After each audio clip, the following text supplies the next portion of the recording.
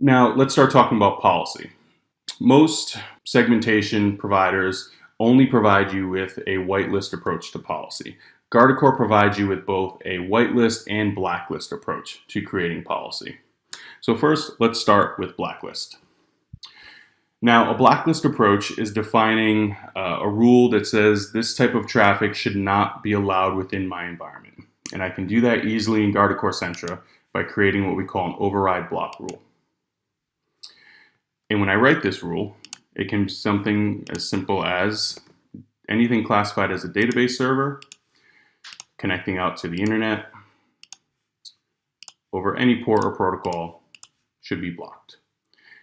Now, a few things about this rule. This rule is applied globally across my environment. Everything classified as a database server will receive this rule. There's no reason to manage different rules and different tools in order to accomplish blocking these database servers from connecting to the internet. The other part of this rule is using labels allows us to easily read and understand rules in a language that makes sense to us. So I can easily look at this and understand that database servers connecting to the internet over any port or protocol will be blocked. This takes us away from managing security policy by IP addresses or assets and starting to manage them by these logical groupings, and really makes our rule sets easier to understand, easier to implement, and more flexible for us. Other blacklist rules that we see customers implement are blocking FTP out of the production environment, or blocking telnet across the entire environment for a compliance regulation, or blocking pre-production systems from communicating with production systems, so preventing development access to production systems in the environment. Now, these blacklist rules are often leveraged by our customers because they can globally apply a simple rule to mitigate a specific type of traffic from occurring in the environment. Customers also use whitelist rules to complement these blacklist rules, and whitelists are more commonly geared towards your micro segmentation or zero trust approach to security. So let's talk about whitelist.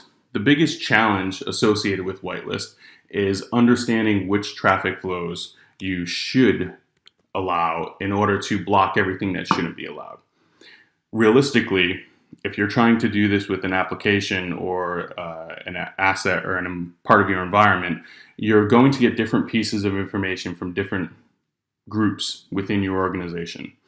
The application owners will have some information, the infrastructure team will have some information, the person who's been part of IT for 30 years will have their own understanding of how the application communicates. And you will try and piece all of this together, maybe in the form of a spreadsheet, and then translate it into the appropriate rules in the environment. Most likely, you're going to get 70% of the information that you need.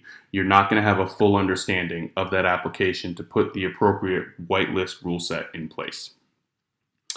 With Centra, we take the maps and the visuals that we've been creating and the data we've been collecting, and we use that data to build whitelist rule sets that allow specific traffic to occur, traffic that we know has occurred, traffic that we know will continue to occur, and then block everything else. To do this, let's say I'm the administrator of the CMDB application. I want to prevent inbound access to the CMDB application and restrict it to only the necessary types of connections that should connect inbound.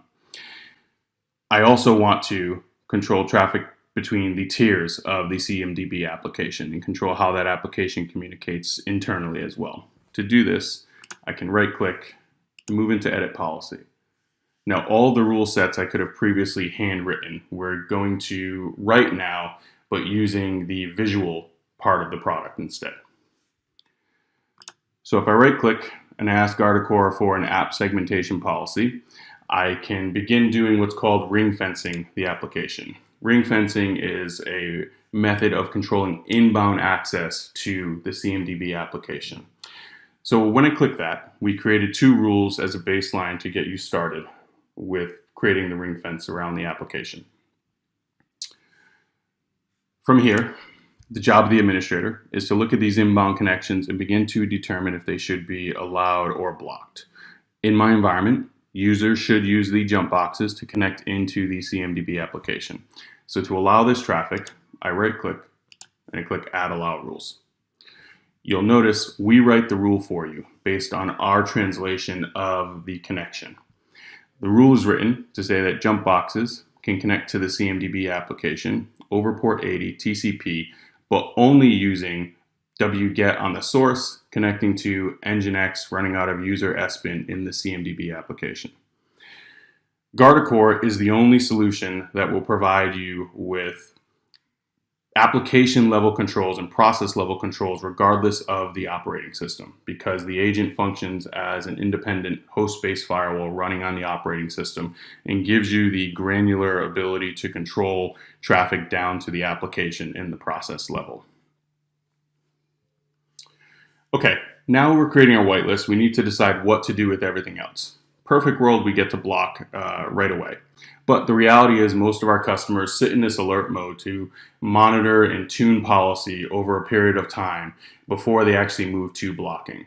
So customers will sit in alert mode and receive incidents related to traffic that violates the flows. So you're gaining value out of the product based on reviewing and triaging those incidents, but then using those incidents to tune your policy set. Maybe there's a flow you missed or we haven't seen before that needs to be added to the whitelist. We can easily do that from the incident data. Once we're comfortable that the whitelist is accurate, we can move this rule from alert to block and now publish the policy and begin enforcing traffic within the environment. Now, let's say next we want to get into microsegmentation. So if we right click, we can go to microsegmentation. And now we're looking at the inner workings of the CMDB application. You'll notice here, lines are back to being red between the tiers of the application. If I want to allow this traffic, which I should because it's how the application communicates, I right click and I add the allow rules. You'll notice the lines changing from red to green. This is your impact assessment, that you're starting to understand how the policy we're putting in place will impact the flows of to, from, and within the application. Now again, we've written the rules for you based on our analysis and understanding of the communication flows over the period of time of your choosing. As we're putting the whitelist in place, we have the same workflow. Everything goes into alert first so we can monitor and tune the policy, and then once we're comfortable, we move that from alert to block, and now our rule set can be enforced in a true zero trust microsegmentation approach.